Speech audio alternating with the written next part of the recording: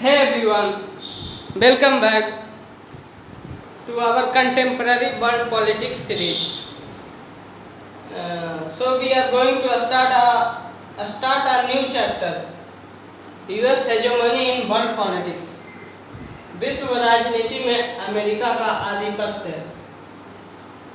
After the collapse of Soviet Union, there was only one superpower, that is America. The use of word US for America itself shows the US hegemony in world politics.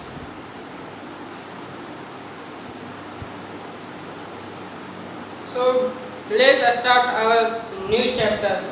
In this video we are going to study about beginning of the new world order and the Clinton's year.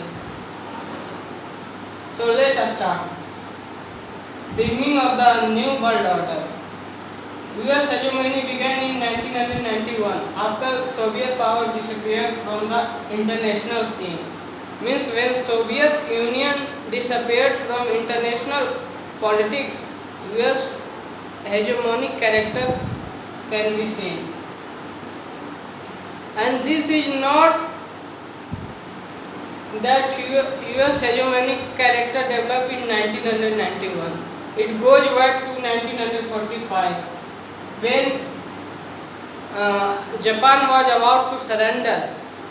US dropped two bombs on the two cities of Japan. This was the first character of US hegemony. And then in 1990, Iraq invaded Kuwait and defeated it. And the UN mandated the liberation of Kuwait by force. US President George H.W. Bush held the emergence of new world order. A coalition force of 660,000 troops from 34 countries fought against Iraq and defeated it in the first Gulf War. UN operation Desert Storm was American. An American general, Norman Schwarzkopf,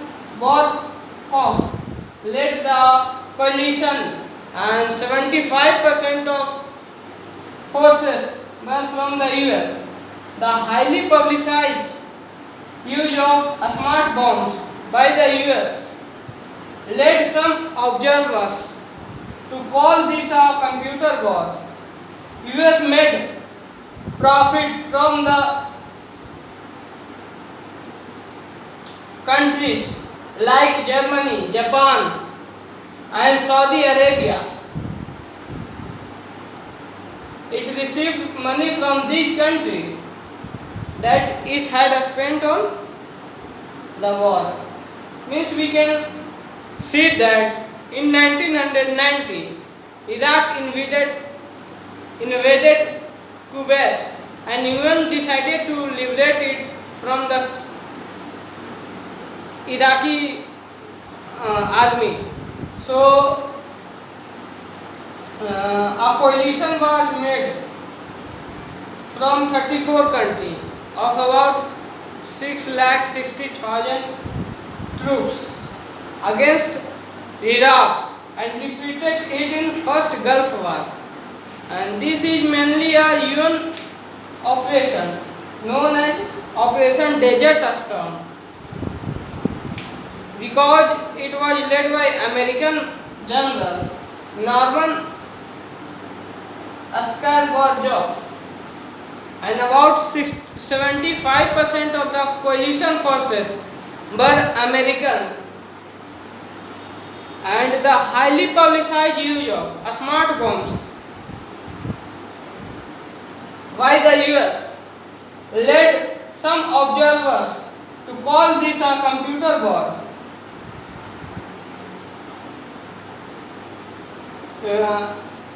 And the highly media coverage made this a video game war.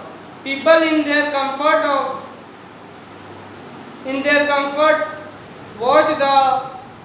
watch this video game from the comfort of their home. And in this way US made profit from this war because it received money from countries like Japan, Saudi Arabia and Germany. Let's see our second topic, that is the Clinton's years. After defeating Iraqi forces in Kuwait, George Bush lost election to Bill Clinton of Democratic Party because Bill Clinton campaigned on domestic issue rather than foreign issue, and he was so popular that he won again in 1996. During Clinton years, US had withdrawn into internal affairs. Means during Clinton years, Clinton focused more on domestic issues. He focused more on development of US. He focused more on soft issues like democracy promotion, climate change and world trade, rather than hard politics of military and arms. But US always ready to use its military power. This can be seen in 1999. NATO forces bombarded around Yugoslavia. In response to Yugoslavian government action against the Albanian population living in Kosovo province of Yugoslavia, and this led to the downfall of government of Slobodan Milosevic. Means US are under the regime of Clinton. It also US was never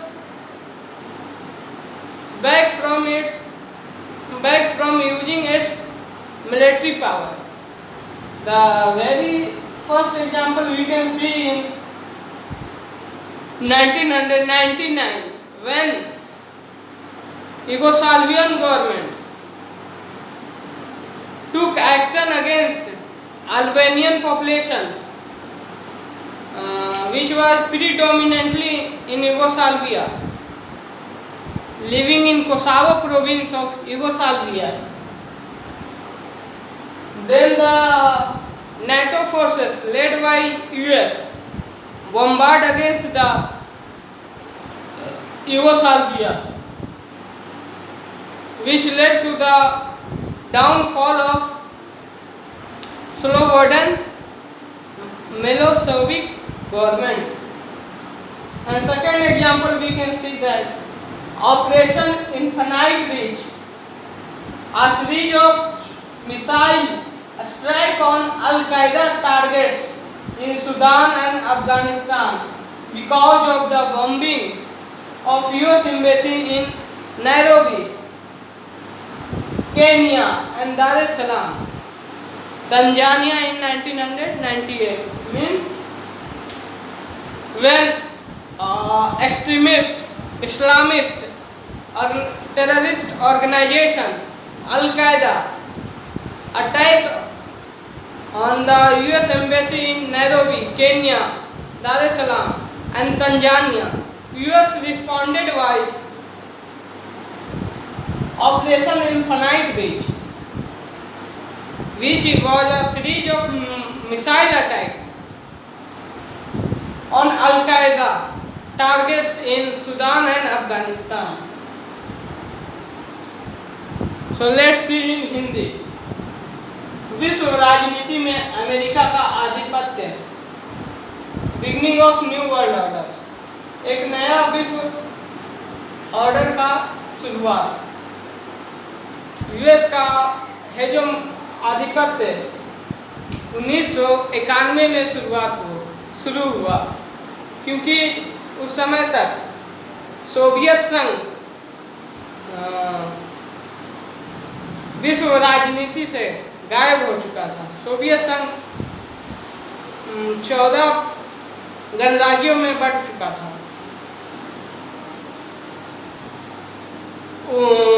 America का आधिपत्य विश्व राजनीति में 1991 में नहीं बल्कि 1945 में ही दिख गया था, जबकि अमेरिका को पता था कि जापान सरेंडर करने वाला है द्वितीय विश्व युद्ध के बाद, लेकिन अमेरिका ने जानबूझकर 2 बम गिराया जापान के ऊपर, हिरोशिमा एंड नागासाकी में।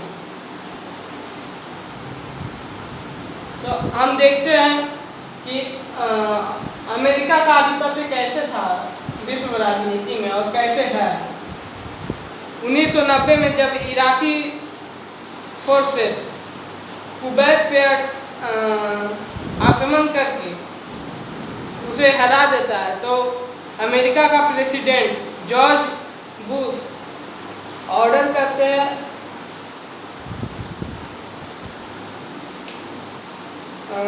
एक 6,60,000 का एक सेना 34 देश से बनाया जाता है, जो कि इराक के अगेंस्ट में युद्ध करता है और उसको हराता है, जिसको फर्स्ट गल्फ वार कहा जाता है। अब इसमें हम देख सकते हैं कि ये जो था फर्स्ट गल्फ वार, ये मेनली अमेरिका यूएन का ऑपरेशन था, ऑपरेशन डेजर्ट स्टॉर्म, क्योंकि इसमें इसको लीड करने वाला एक अमेरिकन जनरल नॉर्मन था, जो और 75% यूएन का कोलिशन में, मतलब यूएन का जो फोर्सेस था उसमें 75% अमेरिका से था। तो इसे हम देख सकते हैं कि आधिपत्य कैसे अमेरिका ने विश्व राजनीति में अपना आधिपत्य बनाया। उसके बाद स्मार्ट बॉम्ब्स का यूज किया गया, जिसको कुछ ऑब्जर्वर्स कंप्यूटर वॉर कहा गया, और मीडिया कवरेज इतना ज़्यादा दिया गया कि यह एक तरह से वीडियो गेम वॉर की तरह देखा जाने लगा। आम जनता इसे अपने घर में बैठकर देख रही थी, इसीलिए इसको वीडियो गेम वॉर भी कहा जाता है इस युद्ध को। इसके बाद अमेरिका को इस युद्ध से फ़ायदा हुआ, क्योंकि जापान, जर्मनी जैसे देश से इसको वित्तीय सहायता मिला। जितना कि वो युद्ध पे खर्च नहीं किया, उससे ज़्यादा पैसा इन 3 देश से मिला, जर्मनी, जापान और सऊदी अरेबिया से। उसके बाद हम देखते हैं कि जॉर्ज बुश इतना डिप्लोमेटिक जीत के बाद भी 1992 के चुनाव में बिल क्लिंटन से हार जाते हैं और बिल क्लिंटन प्रेसिडेंट बन जाते हैं, क्योंकि बिल क्लिंटन ज़्यादातर घरेलू मुद्दा पे चुनाव का कैंपेन करते हैं, ना कि फॉरेन इशू पे।